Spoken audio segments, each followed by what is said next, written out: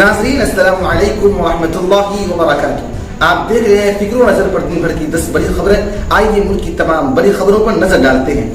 مدرسے میں نماز کی ادائیگی کے تعلق سے غیر مسلموں کی شکایت پر اتر پردیش ضلع انتظامیہ نے امروہہ کے جیبرا گاؤں میں ایک مدرسے کو منہدم کر دیا ہے۔ بتایا جا رہا ہے کہ مقامی غیر مسلموں نے مدرسے میں لاؤڈ اسپیکر پر نماز پڑھنے کی شکایت کی تھی۔ انہدامی کارروائی کے تعلق سے مقامی انتظامیہ کا کہنا ہے کہ مدرسہ 7 ماہ قبل سوسائٹی کی زمین پر تعمیر کیا گیا تھا۔ تاہم مدرسے کے مینیجر اشتیاق احمد نے انتظامیہ کے الزام کو مسترد کرتے ہوئے کہا کہ مدرسہ ان کے دادا کی زمین پر تعمیر کیا گیا تھا۔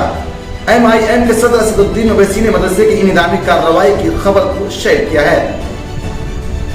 مرکزی کابینہ نے بھارت سنچار نگم لمیٹڈ یعنی BSNL کو دوبارہ زندگی بخشنے کے لیے 1,64,000 کروڑ روپے کے پیکج کو منظوری دی ہے۔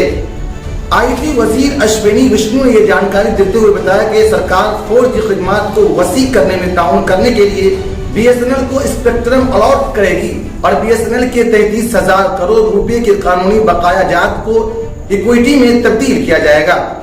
کل عقد تنظیم جموں کشمیر لبریشن فرنٹ کے سربراہ یاسین ملک کی بیٹی نے ویڈیو کے ذریعے اپنے والد سے بھوک ہڑتال ختم کرنے کی اپیل کی ہے۔ ٹیرر فنڈنگ کیس میں جیل میں بند یاسین ملک گزشتہ کئی دنوں سے بھوک ہڑتال پر ہیں، جس کی وجہ سے ان کی طبیعت بگڑ گئی ہے۔ انہوں نے روبیہ سعید اغوا معاملے میں خود ہی گواہوں سے جرح کرنے کی اجازت مانگی تھی، لیکن حکومت کی جانب سے کوئی جواب نہ ملنے پر انہوں نے بھوک ہڑتال کیا۔ تمل ناڈو میں 12ویں کے طالب علم کی معینہ طور پر خودکشی سے موت ہو گئی۔ بتایا جا رہا ہے کہ ریاست میں 2 ہفتوں میں طالب علم کی خودکشی کا یہ 5واں معاملہ ہے۔ پولیس کے مطابق طالب علم نے ایک سوسائڈ نوٹ بھی چھوڑا ہے، جس میں اس نے لکھا ہے کہ حساب اور بایولوجی میں مشکل لگ رہا ہے۔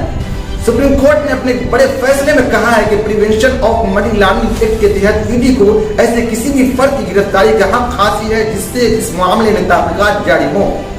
منی لانڈرنگ کیس کو چیلنج کرنے والی درخواست پر سپریم کورٹ نے فیصلہ دیتے ہوئے کہا کہ prevention of money laundering act کے تحت ED کو گرفتاری کا حق حاصل ہے۔ گورنر پاکستان پنجاب بلیغ الرحمان کے پرویز الہی سے بطور وزیر اعلیٰ اپنی ذمہ داریاں ادا کرنے سے انکار کرنے کے بعد پاکستان کے صدر عارف علوی نے بدھ کی صبح ایوان صدر میں پرویز الہی سے پنجاب کے نئے وزیر اعلیٰ کے عہدے کا حلف دلایا۔ پاکستان کے سپریم کورٹ کی جانب سے پنجاب اسمبلی کے ڈپٹی اسپیکر دوست محمد مزاری کے حکم کے خلاف فیصلہ سنائے جانے کے بعد پاکستان تحریک انصاف کی حمایت یافتہ پرویز الہی نے وزیر اعلیٰ پنجاب کے عہدے کا حلف لیا۔ سری لنکا کے سابق صدر گوٹابایا راجاپکسے کو سنگاپور کی حکومت نے نیا ویزا جاری کر دیا ہے۔ حکومت نے ان کے ملک میں قیام کی مدت میں مزید 14 دن کی توسیع کر دی ہے، جس کی میعاد 11 اگست کو ختم ہوگی۔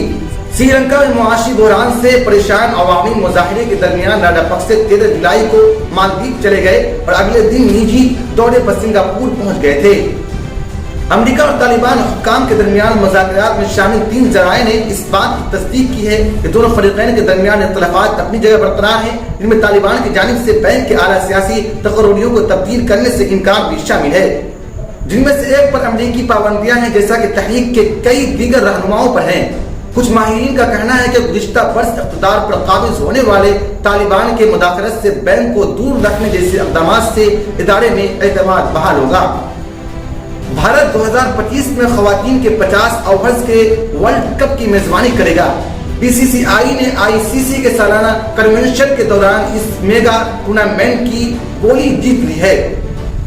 ملک 1 دہائی سے زائد عرصے کے بعد دوبارہ انٹرنیشنل کرکٹ کونسل کے اس اہم ٹورنامنٹ کی میزبانی کرے گا۔